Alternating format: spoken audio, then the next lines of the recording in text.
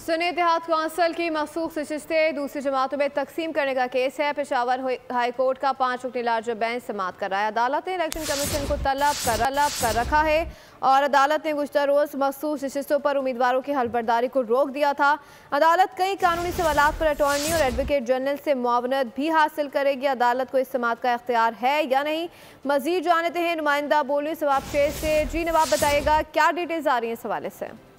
जी बिल्कुल, सुनी इत्तेहाद कौंसिल की मखसूस नशस्तों के लिए दायर दरख्वास्त पर समाअत शुरू हो गई है।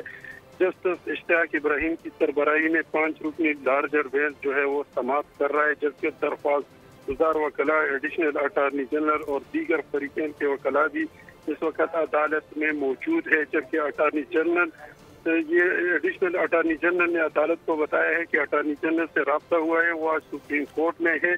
इसमें अगर टाइम दिया जाए तो अच्छा होगा, ये एडिशनल अटार्नी जनरल का कहना है।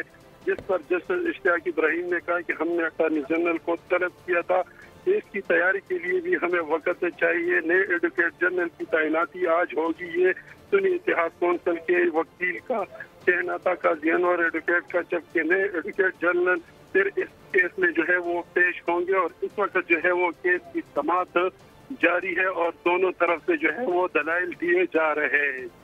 ठीक है, बहुत शुक्रिया नवाब शेर, अपडेट कर रहे थे तमताम। सब्सक्राइब करें और बेल दबाएं ताकि कोई खबर रह न जाए।